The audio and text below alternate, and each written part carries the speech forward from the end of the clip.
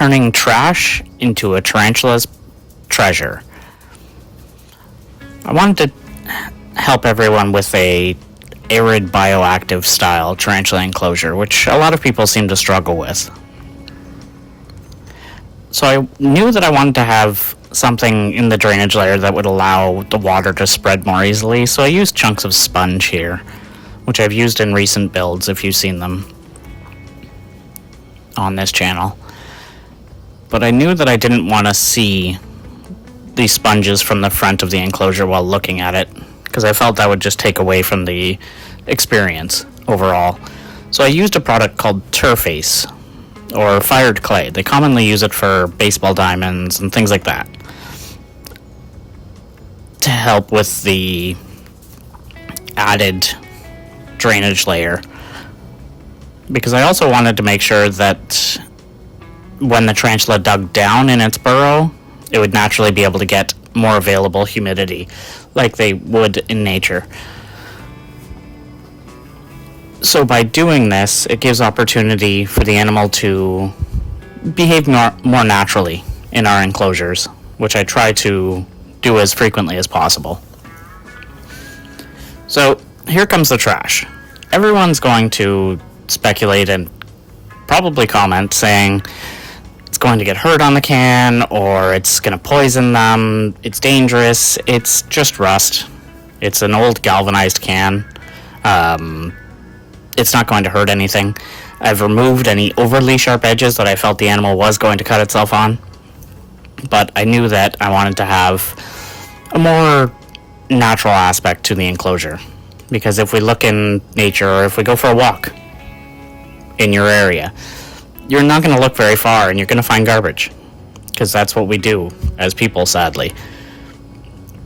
I wanted to use a sedge grass, so this is a blue fescue grass in the enclosure.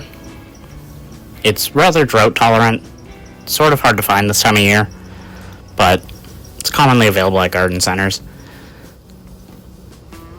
For our substrate mix, I did a black earth mixed with the Turface and a good portion of our clay, because I wanted if the spider made any burrows, for them to retain rather well without having any worries of collapsure and things like that. But the black earth serves a purpose for the plants, for them to have available nutrients and growth and things like that as well.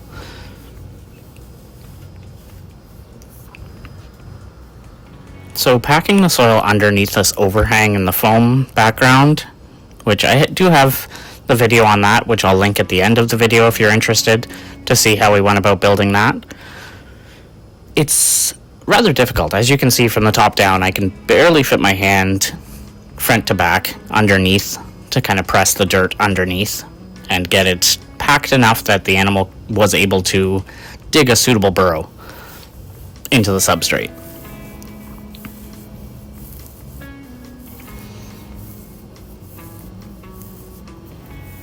I always keep a paintbrush on hand when I'm doing builds like this for cleaning things off or moving substrate or other objects around without being, damaging.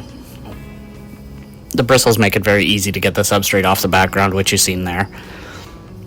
I wanted a Crassulia species because I've had rather good luck with them, and I knew that I wanted to plant rather heavily around this pop can to make it have that feeling when you look at it that it's been there for a while.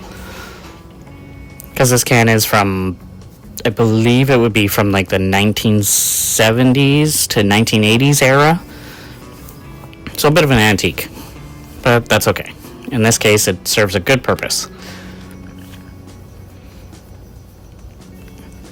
I coated everything in the Exoterra Stone Desert. I went with the ochre, Saharan ochre. I don't think that's right, but that's okay. I wanted to go with the light to contrast the background a little bit more, as well as bring out the colors on our spider a fair amount. But once I got everything kind of layered on the surface, I realized that it might be a little bit too bright for the build I was going for and the style that I wanted the enclosure to have. So I added on top a minor amount of the black, the stone desert again, the black clay mix. When I work with this stuff, I prefer to use it dry as a topper like this, and then you'll see later on that I hydrate everything afterwards just to keep the variable granule size and the more naturalistic look to the substrate overall.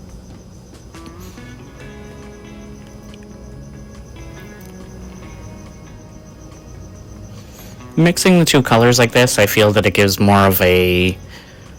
lot more dimension and more depth, almost a more natural feel to the enclosure, leaving the availability for kind of your mind to take hold and picture it in the Utah desert or Arizona or something like that, because these guys are from the southern United States. So I do spray down the background a fair bit, commonly, because I do like to put a little bit of that substrate topper, the clay, to try and settle into cracks and crevices, just to sort of bring the whole build together overall. I feel that it adds a more natural look to things and kind of ties the substrate layer to your background or your back layer. So for our leaf litter or final topping mix, I like to use the roots from the grass that I cut off previously. I mix those with some of the grass strands, cutting them down with scissors, just so that I could have something on the surface layer that didn't look like leaves, because you're not going to see too many leaves in the desert, whereas you might come across branches and twigs and things.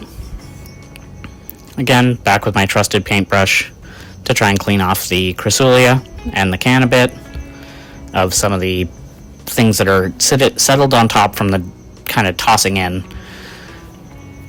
Top watering succulents can be problematic, but in this case I wasn't too worried about it because I knew that I was going to let the tank dry for several days prior to anything going in.